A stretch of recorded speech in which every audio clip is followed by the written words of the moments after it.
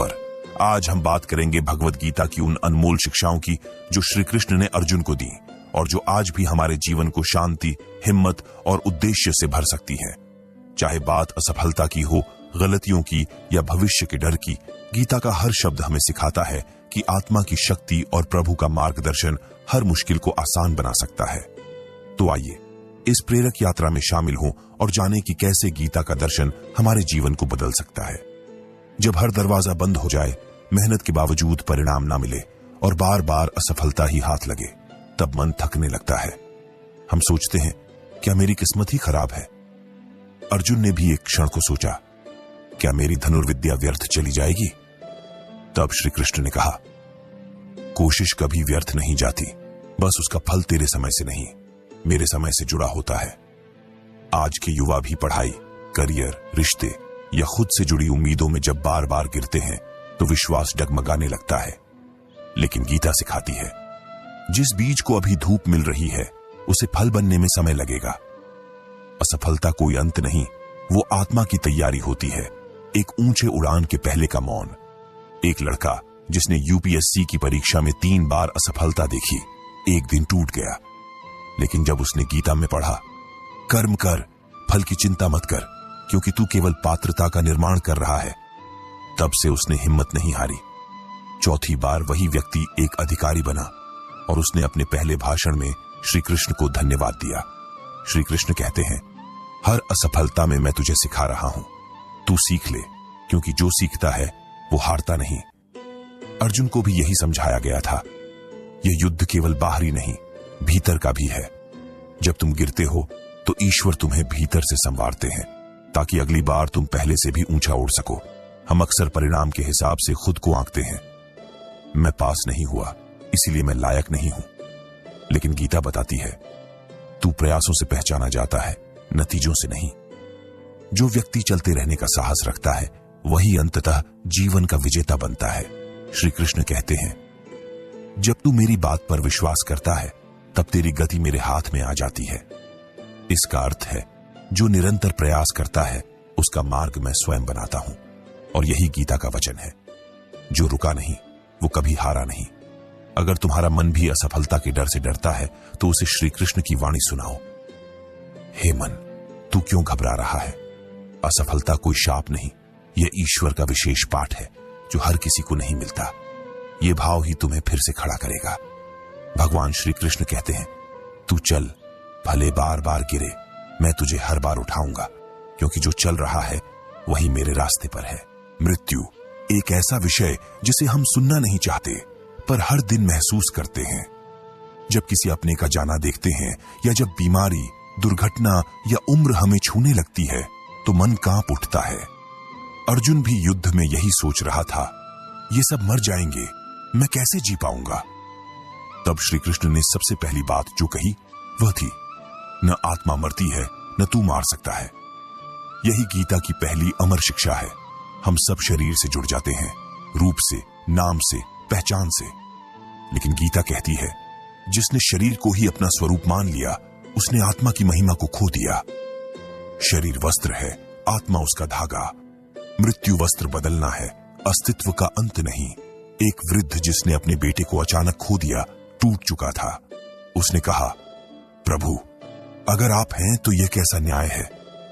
फिर उसने गीता की एक पंक्ति पढ़ी, जो आया है वह जाएगा, जो गया है वह कहीं गया नहीं, वह केवल मेरे पास लौट गया। उस दिन उसके आंसू बंद नहीं हुए, पर उसके भीतर एक शांति उतर आई। श्री कृष्ण कहते हैं, तू जिसको खोया हुआ मान रहा है वह मेरे ही रूप में तुझसे जुड़ा है। तू उसे नहीं देख सकता, पर मैं उसे देख रहा हूं और वह तुझ में मुस्कुरा रहा है। यही आत्मा की निरंतरता है। मृत्यु परिवर्तन है, समाप्ति नहीं। जो मृत्यु से डरता है वह जीवन को आधा जीता है। लेकिन गीता सिखाती है, जो जानता है कि वह आत्मा है वह मृत्यु को एक द्वार की तरह देखता है, जो उसे एक नए अनुभव, एक नई यात्रा की ओर ले जाता है। यही विश्वास मृत्यु को भय से भक्ति में बदल देता है। श्री कृष्ण अर्जुन से कहते हैं, तू युद्ध कर, ये सब नश्वर है, लेकिन आत्मा को कोई नहीं छू सकता। ये केवल युद्ध की नहीं, जीवन की बात है। जब हम समझ जाते हैं कि हम एक आत्मा हैं, तब हम भय नहीं, अनुभवों के लिए जीने लगते हैं।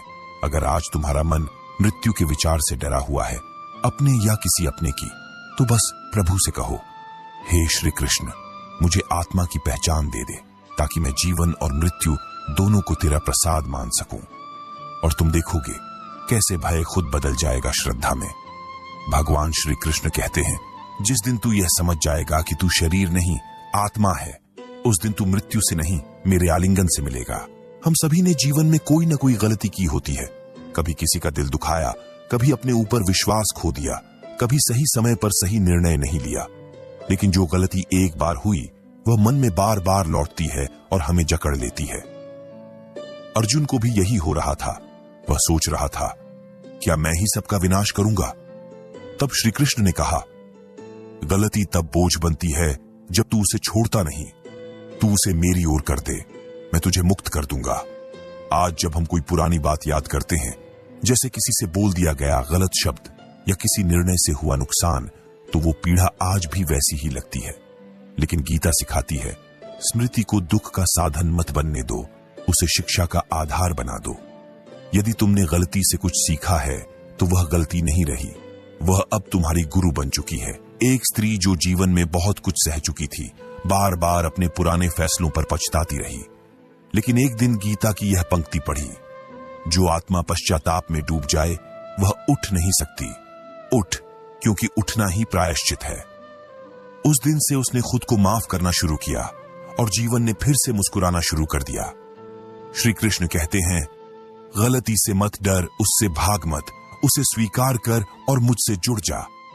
जब तू कहेगा, हे कृष्ण मैं बदलना चाहता हूं, तभी तेरा परिवर्तन शुरू होगा। गीता के अनुसार जो गलती मान लेता है उसका कर्म भी शुद्ध हो जाता है, और जो बदलने का प्रयास करता है उसे मैं स्वयं मार्ग दिखाता हूं। बार बार अपने आप को दोष देना आत्मा को कमजोर करता है। श्री कृष्ण कहते हैं, तू अपराधी नहीं, तू साधक है, और साधक को गिरने की अनुमति है, बशर्ते वह फिर उठने का साहस रखता हो। गीता यही सिखाती है, जो हर दिन नया प्रयास करता है उसका अतीत धुंधला पड़ जाता है। मन की शांति तभी आती है जब हम खुद को वैसे स्वीकार करते हैं जैसे हैं, गलती करने वाले पर सुधार की ओर चलने वाले। जब तुम स्वयं को माफ करना सीख जाते हो, तभी तुम दूसरों को भी समझने और क्षमा करने योग्य बनते हो। यही आत्मिक परिपक्वता है, श्री कृष्ण के निकट होने का संकेत। अगर तुम्हारा मन बार बार तुम्हें तुम्हारी पुरानी गलतियों की याद दिलाता है, तो एक दिन मौन होकर कहो, हे श्री कृष्ण, मैं जानता हूं मैंने गलतियां की हैं, पर अब मैं तुझे पकड़कर चलना चाहता हूं। और वही क्षण होगा जब तुम्हारा बोझ उतरने लगेगा। भगवान श्री कृष्ण कहते हैं, तू भूतकाल नहीं है, तू मेरा वर्तमान है, और जो आज मुझसे जुड़ गया उसका अतीत मैं स्वयं पवित्र कर देता हूं। कभी कभी जीवन ऐसी स्थिति में ला खड़ा करता है जहां हर रास्ता धुंधला लगने लगता है। न आगे बढ़ने की हिम्मत होती है, न पीछे लौटने की इच्छा। हम सोचते हैं, किधर जाऊं, कौन सा फैसला सही है? अर्जुन भी ऐसे ही द्वंद्व में फंसा था। वह अपने ही विचारों से जूझ रहा था। तब श्री कृष्ण ने कहा, जब बाहरी शोर तुम्हें भ्रमित करे, तब अपनी आत्मा की आवाज सुनो, वहां मैं बोल रहा होता हूं। आज के समय में हमारे सामने विकल्पों की भीड़ है, करियर, रिश्ते, निर्णय, लेकिन स्पष्टता बहुत कम है। हम बार बार दूसरों से राय लेते हैं, पर स्वयं से संवाद करना भूल जाते हैं। गीता सिखाती है, जो मन की शांति में बैठकर आत्मा की पुकार सुनता है, वही सही दिशा पकड़ता है। रास्ता बाहर नहीं, भीतर से निकलता है। एक युवक जिसने 2 करियर के बीच चुनाव करना था, बहुत उलझन में था। परिवार कुछ कहता, दोस्त कुछ और। तब उसने गीता की यह पंक्ति पढ़ी, जो कार्य तुम्हें भीतर से हल्का करे, वही तुम्हारा धर्म है। उसने वही राह चुनी जो उसके मन को स्थिर करती थी, और वही उसकी सफलता की दिशा बन गई। श्री कृष्ण कहते हैं, तू तब तक सही दिशा नहीं पा सकता जब तक तू केवल दूसरों की नजर से खुद को देखता है। आत्मा की दृष्टि से देखना ही सच्चा मार्गदर्शन है। अर्जुन ने जब अपने अंतर को सुनना शुरू किया, तभी उसे युद्ध की आवश्यकता समझ आई, और तभी वह संकल्प में स्थिर हुआ। हमारी सबसे बड़ी समस्या यही है कि हम निर्णय टालते हैं, ये सोचकर कि कोई और सही रास्ता दिखा देगा। लेकिन गीता बताती है, निर्णय लेना साहस है, और जो मुझ में श्रद्धा रखकर निर्णय करता है, उसके लिए मैं स्वयं मार्ग प्रशस्त करता हूं। मन से डर हटाओ, श्रद्धा से जुड़ो। कभी कभी हमारे फैसले गलत भी हो जाते हैं, पर श्री कृष्ण कहते हैं गलत रास्ता भी सही दिशा में मोड़ा जा सकता है यदि तुम मुझसे जुड़े रहो। यह विश्वास ही जीवन की सबसे बड़ी आश्वस्ति है कि मैं अकेला नहीं हूं, मुझसे कोई निर्णय बड़ा नहीं है। यदि तुम भी जीवन के किसी मोड़ पर खड़े होकर भ्रमित हो तो एकांत में कुछ समय श्री कृष्ण का नाम लेकर मौन हो जाओ। तुम देखोगे विचारों की भीड़ छंट रही है और एक शांत सी भावना भीतर से कह रही है यही चलने का मार्ग है। वही आत्मा की पुकार है, वही श्री कृष्ण का संकेत है। भगवान श्री कृष्ण कहते हैं जब सब दिशाएं एक जैसी लगे तब मेरी ओर देख, मैं तुझे वहां ले चलूंगा जहां तेरा धर्म, तेरा सुख और तेरा कल्याण एक हो जाते हैं। आज का मन हर समय भागता रहता है, कभी भविष्य की चिंता में तो कभी बीते कल की पीड़ा में। बाहर सब कुछ है, पैसा, रिश्ते, साधन, फिर भी मन बेचैन रहता है। अर्जुन का मन भी अशांत था। उसने श्री कृष्ण से कहा मेरा मन चंचल है, स्थिर नहीं होता। तब श्री कृष्ण ने मुस्कुराकर उत्तर दिया मन चंचल है पर उसे वश में लाया जा सकता है अभ्यास और वैराग्य से। शांति बाहर की चीज नहीं है, यह एक आंतरिक स्थिति है। गीता सिखाती है जो स्वयं में स्थित होता है उसे कोई विक्षोभ विचलित नहीं कर सकता। हम अक्सर सोचते हैं कि जब सारी समस्याएं सुलझ जाएंगी तब मन शांत होगा, पर सच यह है कि मन शांत होगा तभी समस्याएं छोटी लगने लगेंगी। एक महिला जो सब कुछ होते हुए भी हर रात बेचैनी से सोती थी, उसने योग किया, संगीत सुना, घूमी, पर सुकून नहीं मिला। फिर एक दिन उसने श्रीमद् भगवद गीता से एक पंक्ति पढ़ी, जो मुझ में लीन हो जाता है वह सच्ची शांति को प्राप्त करता है। उस दिन से उसने श्री कृष्ण का नाम जपना शुरू किया और उसकी नींद भी लौट आई, मुस्कान भी। श्री कृष्ण कहते हैं जब तू मेरे स्मरण में होता है तब तू वर्तमान में होता है और वर्तमान में ही शांति है। चिंता भविष्य में होती है, पछतावा अतीत में, पर प्रभु की उपस्थिति हमेशा अभी में होती है। जो इस क्षण को थाम लेता है वही प्रभु को पकड़ लेता है। आज हम सब व्यस्त हैं, दिन भर काम, फोन, स्क्रीन, बातचीत, लेकिन खुद से मिलने का समय ही नहीं। गीता कहती है मन को स्थिर करो और उसे मेरी ओर मोड़ो, वहीं से सच्ची विश्रांति शुरू होगी। जब तुम प्रभु से जुड़ते हो मन एकदम शांत हो जाता है, जैसे लहरें समुद्र में समा जाती हैं। मन का शांति से जुड़ना अभ्यास मांगता है।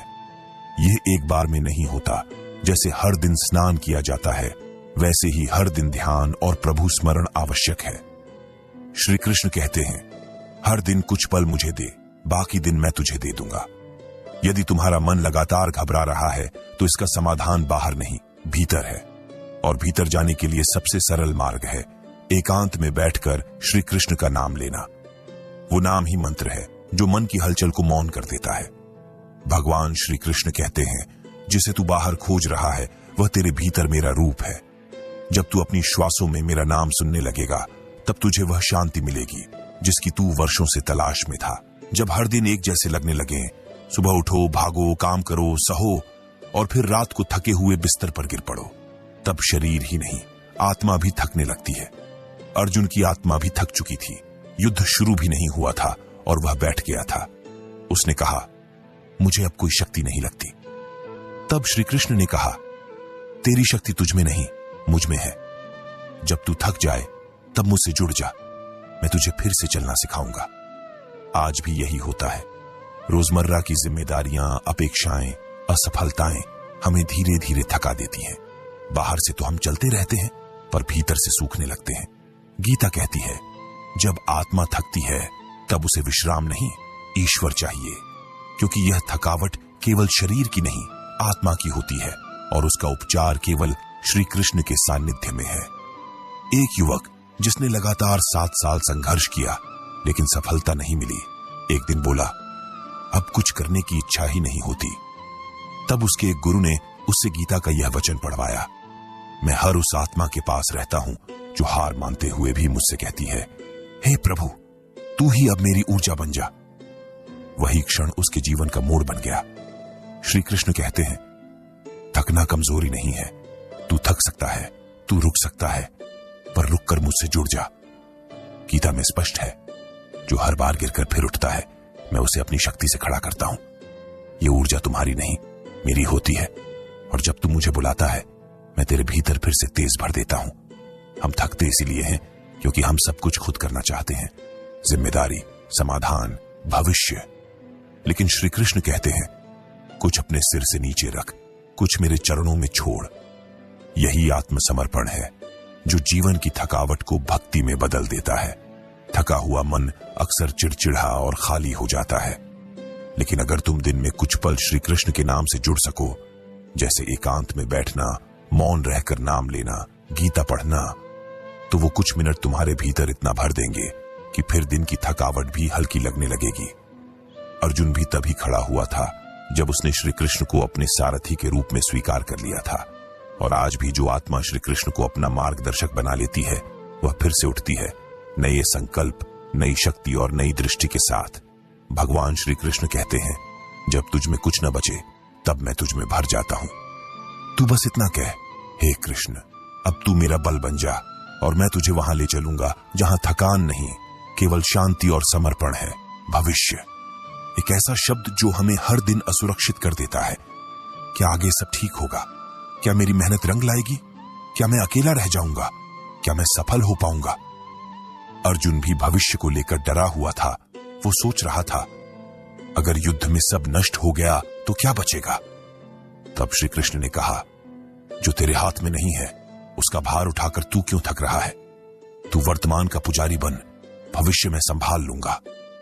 आज हम में से अधिकांश लोग इसी डर से जूझ रहे हैं, नौकरी जाएगी या नहीं, शादी सफल होगी या नहीं, बुढ़ापे में क्या होगा। लेकिन गीता सिखाती है भविष्य अनिश्चित नहीं, ईश्वर निर्देशित है। जो मुझ में श्रद्धा रखता है उसके लिए मैं ही उसका मार्ग और परिणाम बन जाता हूं। यह भरोसा ही डर को विश्वास में बदलता है। एक महिला जिसने अपने बच्चों के भविष्य को लेकर रात रात जागकर चिंता की, एक दिन श्रीमद् भगवद गीता में पढ़ा, तू केवल अपना कर्तव्य कर, बाकी मुझे सौंप दे। उसी दिन उसने एक लंबी सांस ली और पहली बार महसूस किया कि चिंता से नहीं, समर्पण से सुरक्षा मिलती है। श्री कृष्ण कहते हैं भविष्य का डर तुम्हारी कल्पना का परिणाम है, पर मैं उस कल्पना के पार खड़ा तुम्हारा इंतजार कर रहा हूं। जब तुम मुझसे जुड़ते हो तो तुम्हारा मन कल्पना से हटकर विश्वास में आता है। विश्वास वो दीपक है जो सबसे अंधेरे भविष्य को भी रोशन कर देता है। हम अक्सर यह सोचकर आज को भी खो देते हैं, क्या होगा अगर। लेकिन गीता कहती है यदि तू इस क्षण में नहीं है तो तू प्रभु से दूर है, क्योंकि भगवान वर्तमान में रहते हैं और जो वर्तमान में पूर्ण होता है उसे भविष्य डराता नहीं, उसे वह तैयार करता है।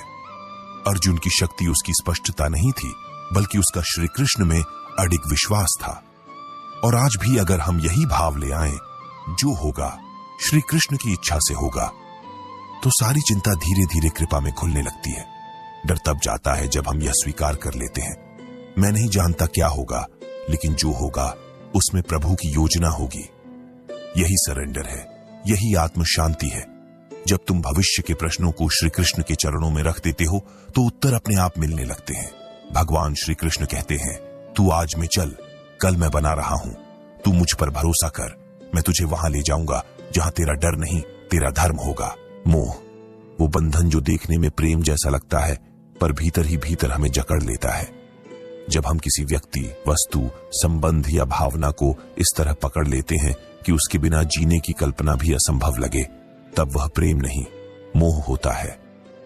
अर्जुन भी अपनों के मोह में फंस गया था। वह कह उठा, मैं कैसे अपने द्रोणाचार्य और भीष्म पितामह पर बाण चला सकता हूं। तब श्री कृष्ण ने स्पष्ट कहा, मोह वही है जो तुझे तेरे धर्म से रोक दे, और प्रेम वही है जो तुझे सत्य के मार्ग पर चलने की शक्ति दे। आज हमारे जीवन में भी यही होता है, किसी का साथ छूटने का डर, किसी की नाराजगी का भय, या फिर किसी सुखद चीज के बिना अधूरा महसूस करना। गीता सिखाती है मोह आत्मा को कमजोर करता है, जबकि प्रेम उसे मुक्त करता है। मोह कहता है तू मेरा है, प्रेम कहता है मैं तेरा हूं, चाहे तू जहां भी हो। एक मां जो बेटे की हर बात में हस्तक्षेप करती थी, सोचती थी कि यह उसका स्नेह है, लेकिन जब उसने गीता की यह बात पढ़ी, प्रेम में नियंत्रण नहीं होता, समर्पण होता है, तो उसने बेटे को आजादी दी और वहां से उनका संबंध और गहरा हो गया। यही है मोह से प्रेम की यात्रा। श्री कृष्ण कहते हैं तू जिसे पकड़कर रख रहा है हो सकता है वो ही तुझे प्रभु से दूर कर रहा हो। इसलिए हर बार खुद से पूछो, क्या यह प्रेम है या मेरे भीतर का डर? गीता सिखाती है, जो तू छोड़े बिना भी निभा सके वही प्रेम है, और जो तुझे बांधे वह मोह है। अर्जुन को भी यह समझ आया कि अगर वह रिश्तों के मोह में फंस गया तो वह अपने कर्म से चूक जाएगा, और जब उसने मोह त्यागा तब उसका प्रेम गहराया, श्री कृष्ण से, धर्म से, सत्य से। आज भी अगर हम अपनी अपेक्षाओं को प्रभु में समर्पित कर दें तो हमारे रिश्ते सहज हो जाएंगे। हम डरते हैं कि अगर किसी को छोड़ दिया तो शायद वह चला जाएगा, लेकिन श्री कृष्ण कहते हैं, जो सच्चा है वो कभी नहीं जाएगा, और जो गया वह तुम्हारे लिए आवश्यक नहीं था। यही भाव हमें रिश्तों में स्वतंत्रता, आत्मा में शांति और प्रेम में गहराई देता है। अगर आज तुम्हारा मन किसी के मोह में उलझा हुआ है तो एक बार प्रभु से कहो, हे श्री कृष्ण, जो तेरा है वो मेरे जीवन में बना रहे, और जो मेरा भ्रम है उसे तू प्रेम में बदल दे। और तुम देखोगे कि कैसे भीतर से एक हल्कापन, एक नया प्रकाश जन्म लेगा। भगवान श्री कृष्ण कहते हैं, तू जिसे छोड़ नहीं पा रहा वो तुझे पकड़ कर नहीं रख रहा। तू बस मुझ में विश्वास कर और मैं तुझे उस प्रेम तक ले चलूंगा जहां न बंधन होगा, न भय, केवल भक्ति। कई बार हम अपने आसपास के लोगों को देखकर खुद से सवाल करने लगते हैं, क्या मैं भी उतना अच्छा हूं? मेरे जैसा कोई क्यों नहीं सराहता? क्या मुझ में ही कुछ कमी है? अर्जुन भी स्वयं को महान योद्धाओं के सामने छोटा समझने लगा था। उसने कहा, भीष्म, द्रोण, कर्ण, मैं उनके सामने कुछ नहीं हूं। तब श्री कृष्ण ने कहा, तू अपनी तुलना मत कर, तू अर्जुन है और तेरे जैसा कोई नहीं। आज सोशल मीडिया, समाज और तुलना की दुनिया में हम हर दिन किसी न किसी की छवि से प्रभावित हो जाते हैं, लेकिन गीता हमें याद दिलाती है, जिसे परमात्मा ने जैसा बनाया है वो वैसा ही श्रेष्ठ है। जब हम खुद को स्वीकार करते हैं तभी हम ईश्वर के उस रूप को स्वीकारते हैं जो हमारे भीतर है। एक लड़की जो अपने रंग, बोलचाल या रहन सहन को लेकर असहज रहती थी, हमेशा खुद को पीछे महसूस करती थी। एक दिन उसने गीता की पंक्ति पढ़ी, जो आत्मा स्वयं से प्रेम नहीं करती वह ईश्वर से भी दूर हो जाती है। उस दिन से उसने सबसे पहले आईने में खुद को मुस्कुराकर देखना शुरू किया। वहीं से उसका जीवन बदल गया। श्री कृष्ण कहते हैं, तू जैसा है वैसा मेरे लिए पूर्ण है। जो तू नहीं है उसकी चिंता मत कर, जो तू है वही तेरा अस्त्र है। आत्म स्वीकृति आत्मबल देती है। जो अपने स्वरूप को जान लेता है वह संसार के हर दबाव से ऊपर उठ जाता है। अर्जुन को भी जब श्री कृष्ण ने उसका दिव्य स्वरूप याद दिलाया, तू मेरा परम सखा है, तू इस युद्ध के लिए जन्मा है, तभी उसे अपनी वास्तविक शक्ति का एहसास हुआ। यही आत्मिक जागृति आज हमें भी चाहिए कि हम जैसे हैं वैसे ही प्रभु के अंश हैं। तुलना तब जन्म लेती है जब हम बाहर देखते हैं, लेकिन श्री कृष्ण की भक्ति हमें भीतर देखने की प्रेरणा देती है।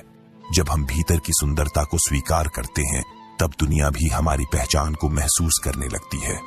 अगर तुम्हारा मन बार बार कहे मैं अच्छा नहीं हूं, तो प्रभु से कहो, हे कृष्ण, तू मुझे वैसे देख जैसे तू देखता है, क्योंकि जब तू मुझे देखता है तब मुझे अपनी आत्मा में सौंदर्य दिखता है, और वहीं से आत्मसंदेह आत्मसम्मान में बदलने लगेगा।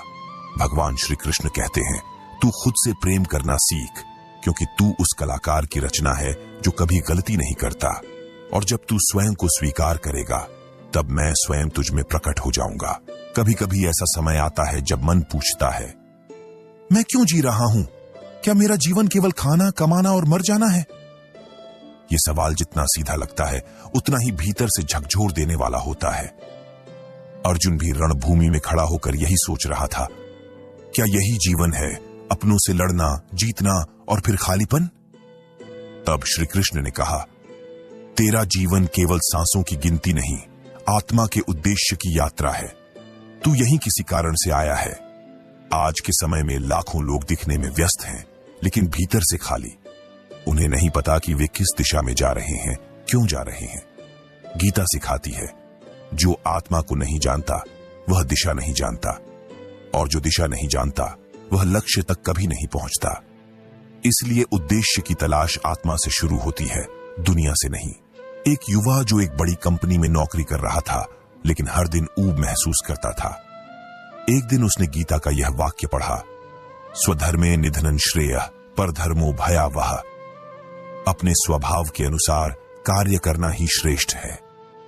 उस दिन से उसने अपनी रुचि को अपने कर्म में बदल दिया और वही उसकी आत्मा की संतुष्टि बन गई। श्री कृष्ण कहते हैं, तेरा उद्देश्य तुझसे बाहर नहीं, तेरे भीतर छिपा है। तू जिस कार्य को करते समय समय भूल जाता है, वही तेरा आत्मधर्म है। यही बात अर्जुन को भी समझाई गई थी। तू योद्धा है, तेरा युद्ध ही तपस्या है। आज भी हर आत्मा का अपना एक धर्म है, जिसे पहचानना ही जीवन का सार है।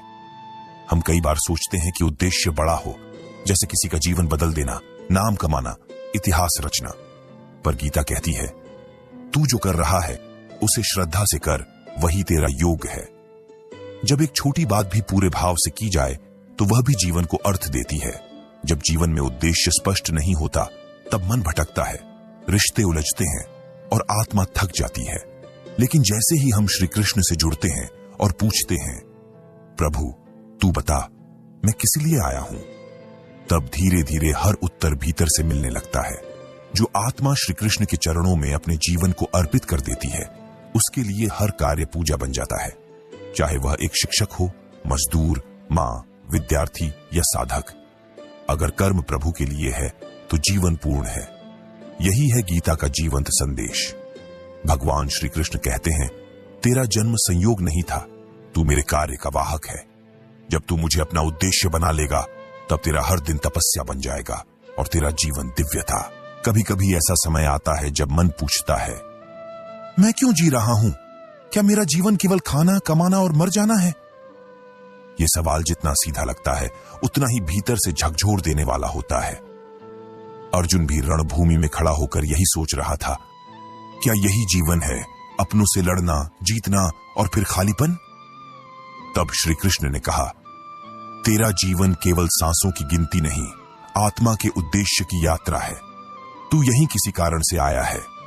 आज के समय में लाखों लोग दिखने में व्यस्त हैं, लेकिन भीतर से खाली। उन्हें नहीं पता कि वे किस दिशा में जा रहे हैं, क्यों जा रहे हैं। गीता सिखाती है, जो आत्मा को नहीं जानता वह दिशा नहीं जानता, और जो दिशा नहीं जानता वह लक्ष्य तक कभी नहीं पहुंचता। इसलिए उद्देश्य की तलाश आत्मा से शुरू होती है, दुनिया से नहीं। एक युवा जो एक बड़ी कंपनी में नौकरी कर रहा था, लेकिन हर दिन ऊब महसूस करता था। एक दिन उसने गीता का यह वाक्य पढ़ा, स्वधर्मे निधनं श्रेयः परधर्मो भयावह। अपने स्वभाव के अनुसार कार्य करना ही श्रेष्ठ है। उस दिन से उसने अपनी रुचि को अपने कर्म में बदल दिया और वही उसकी आत्मा की संतुष्टि बन गई। श्री कृष्ण कहते हैं, तेरा उद्देश्य तुझसे बाहर नहीं, तेरे भीतर छिपा है। तू जिस कार्य को करते समय समय भूल जाता है, वही तेरा आत्मधर्म है। यही बात अर्जुन को भी समझाई गई थी।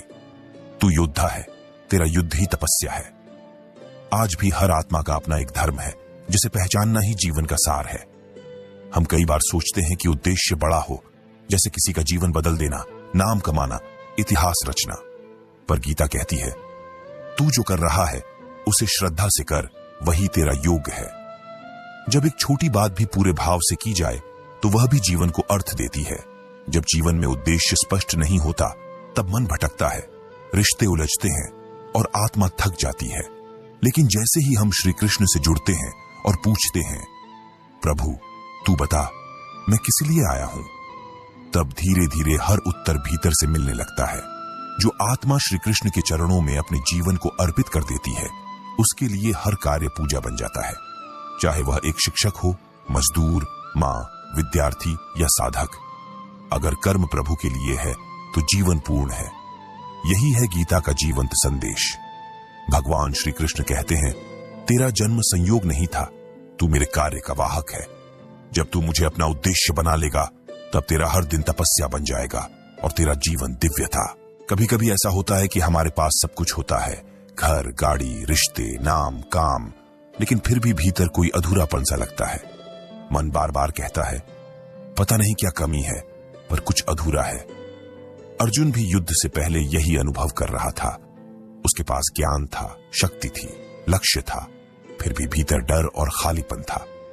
तब श्री कृष्ण ने कहा, सब कुछ तुझे मिल सकता है, पर जब तक तू मुझसे नहीं जुड़ता, तब तक तृप्ति नहीं मिलेगी। आज हम भी भौतिक रूप से समृद्ध होते जा रहे हैं, लेकिन आत्मिक रूप से सूख रहे हैं। गीता हमें सिखाती है, वस्तुएं वो सुख देती हैं पर संतोष नहीं। संतोष आत्मा से आता है और आत्मा केवल प्रभु से जुड़कर ही शांत होती है। यही कारण है कि संतोष बाहर नहीं मिलता, वह भीतर उपजता है। एक युवक जिसने बहुत नाम, पैसा, शोहरत कमाई, लेकिन फिर भी हर रात बेचैनी से भर जाता था, एक दिन गीता पढ़ते हुए रुका। जो मुझ में तृप्त है वह न किसी से अपेक्षा करता है, न किसी से शिकायत। उस दिन से उसने अपने जीवन को प्रभु के नाम से जोड़ना शुरू किया और फिर जो खालीपन था वह मौन में भरने लगा। श्री कृष्ण कहते हैं, तू संसार की हर वस्तु से भर सकता है, पर जब तक मेरा नाम न हो तेरे भीतर खाली कटोरा ही बजेगा। यही भाव हमें समझाता है कि संपन्नता और तृप्ति दो अलग बातें हैं। जो प्रभु को जान लेता है वह छोटी चीजों में भी संपूर्णता पा लेता है। हमने जीवन को लक्ष्य और परिणाम में बांट दिया है और हर बार जब हम किसी मुकाम पर पहुंचते हैं तो लगता है अब क्या। यह अब क्या ही संकेत है कि आत्मा अभी भी किसी गहरे संबंध की खोज में है और वह संबंध है प्रभु से। जब तू मुझ में विश्रांति पाता है तब सब अधूरापन पूरा हो जाता है। अर्जुन को भी सब कुछ था, पर जब तक उसने श्री कृष्ण के सामने आत्मसमर्पण नहीं किया तब तक वह भ्रम में था। और आज भी जब हम अपनी थकान, उलझन और प्रश्न श्री कृष्ण के चरणों में रख देते हैं तभी भीतर की तृप्ति शुरू होती है जो कभी खत्म नहीं होती। अगर आज तुम्हें लगता है कि तुम्हारे पास सब कुछ होते हुए भी कुछ कमी है तो बस प्रभु से कहो, हे श्री कृष्ण, मुझे अपने भीतर तेरी अनुभूति दे दे। मुझे ऐसा बना कि मैं खुद में पूर्ण हो जाऊं। और धीरे धीरे तुम देखोगे कि वही खालीपन अब एक शांत प्रेम में बदल गया है। भगवान श्री कृष्ण कहते हैं, जिस दिन तू मुझे भीतर महसूस करेगा उस दिन तुझे किसी वस्तु, व्यक्ति या स्थिति में पूर्णता ढूंढने की आवश्यकता नहीं रह जाएगी, क्योंकि मैं ही तेरी आत्मा की संपूर्णता हूं। दोस्तों, उम्मीद है आपको हमारे चैनल अजय हिंदी कहानियों पर भगवद गीता और श्री कृष्ण की शिक्षाओं की यह प्रेरक यात्रा पसंद आई होगी। इन सीखों को अपने जीवन में अपनाकर हम हर चुनौती को हिम्मत और शांति से पार कर सकते हैं। अगर आपको यह कहानी और दर्शन पसंद आए तो लाइक, शेयर और सब्सक्राइब करना न भूलें। कमेंट में बताएं कि गीता की कौन सी बात ने आपको सबसे ज्यादा छुआ। फिर मिलते हैं एक नई कहानी के साथ। तब तक श्री कृष्ण का नाम लें और अपने कर्म पथ पर चलते रहें। जय श्री कृष्ण।